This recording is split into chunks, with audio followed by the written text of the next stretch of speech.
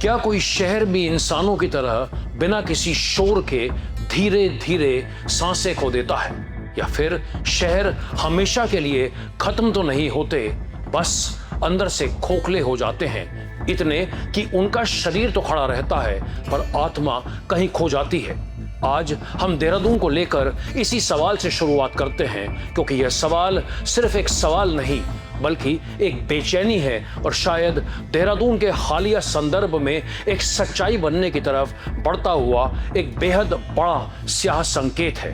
अगर हम इतिहास में देखें तो शहरों का उठना और गिरना कोई नई बात नहीं है। भारत में भी इस तरह के उदाहरण कम नहीं है, पर आज का भारत एक अलग तरह की चुनौती से जूझ रहा है। भारतीय शहरों में समस्या यह नहीं है कि वो गायब हो रहे हैं, बल्कि यह कि वे जीते जागते होते हुए भी अपने नागरिकों के लिए रहने लायक नहीं रह जाएंगे।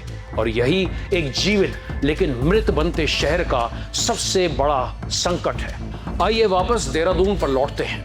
अब अगर हम अपने शहर की तरफ देखें तो यहाँ का संदर्भ और भी संवेदनशील हो जाता है।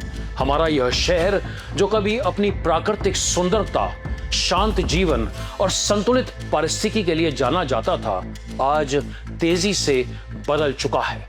यहाँ का अनियंत्रित निर्माण, पर्यटन का बढ़ता दबाव, शराब, ड्रग्स और नशे का फैलाव, बढ़ता अपराध, रियल एस्टेट का बेतहाशा विस्तार और कमजोर शहरी नियोजन, ये सब मिलकर एक ऐसा दबाव बना रहे हैं जो लंबे समय में खतरनाक रूप ले चुका है।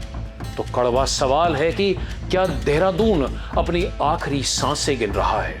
यह सवाल यूं ही नहीं उठ रहा है। पिछले कुछ समय में देहरादून में जो घटनाएं हमारे सामने आई हैं, उन्होंने इस चिंता को और भी गहरा और तीखा बना दिया है।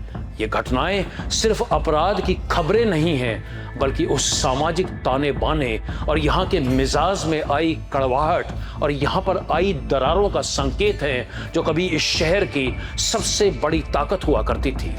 जब किसी शहर में लोगों के बीच भरोसा कम होने लगे, जब डर रोजमर्रा की जिंदगी का हिस्सा बन जाए और जब सरकार, पुलिस, प्रशासन और पूरी व्यवस्था की लगभग हर बात पर सिर्फ शक और सवाल ही उठने लगे, तो यह सिर्फ कानून व्यवस्था की ही समस्या नहीं रह जाती, बल्कि एक गहरे संकट का संकेत बन जाती है। आज के देहरादून में एक अजीब सी बेचैनी महसूस होती है। ये बेचैनी सिर्फ ट्रैफिक जैम या बढ़ती भीड़ की नहीं है, बल्कि उस बदलाव की है जिसे लोग महसूस तो कर रहे हैं, लेकिन शायद पूरी तरह समझ नहीं पा रहे हैं। रोड रेज की बढ़ती घटनाएं, बढ़ता ट्रैफिक, ड्रग्स, बार, पब, नाइट क्लब्स और तेजी से बदलती जीवन शैली, इन सब के बीच आज का देहरादून एक टकराव के दौर से गुजरता दिखता है। और इस टकराव से जो भावनाएं निकल करके सामने आ रही हैं, वे साफ तौर पर शहर के लोगों के बीच की निराशा और एक गहरी असहायता को दर्शाती हैं। यही वह टर्निंग पॉइंट है जहां एक शहर वास्तव में खतरे में आ जाता है। जब लोग उम्मीद छोड़ देते हैं, जब वो मान लेते हैं कि यहाँ कुछ बदला नहीं जा सकता, तब शहर का पतन और तेज हो जाता है।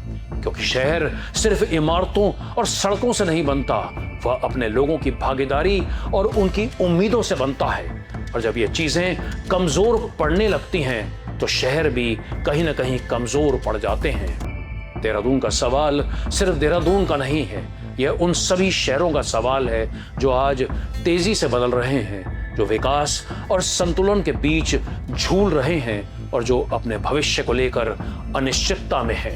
यह सवाल हमें यह सोचने पर भी मजबूर करते हैं कि क्या एक शहर को जीवित रहने के लिए क्या सिर्फ उसका स्मार्ट होना या आर्थिक विकास ही जरूरी है, या कुछ और भी। मैं इस वीडियो को कुछ समाधान देकर खत्म करने की कोशिश नहीं करूंगा, क्योंकि यह सवाल कि क्या शहर मरते हैं और क्या देहरादून उसी दिशा में जा रहा है, इतना सरल नहीं है कि उसका जवाब कुछ बिंदुओं में दिया जा सके। यह एक ऐसा बड़ा और गंभीर सवाल है जो हमसे कई स्तरों पर और कई दृष्टिकोणों से गहरी और व्यापक चर्चा की मांग करता है, सच्ची जनभागीदारी की अपेक्षा रखता है। जाने से पहले ब्रिगेडियर जोशी जी को विनम्र श्रद्धांजलि। उन सभी को श्रद्धांजलि जिन्हें हाल ही में देहरादून की सड़कों पर मौत के घाट उतार दिया गया। हम शर्मसार हैं कि हमारा शहर, हमारा समाज, हमारी सरकार और हमारा सिस्टम विफल रहा और हम आपकी रक्षा नहीं कर सके। ओम शांति।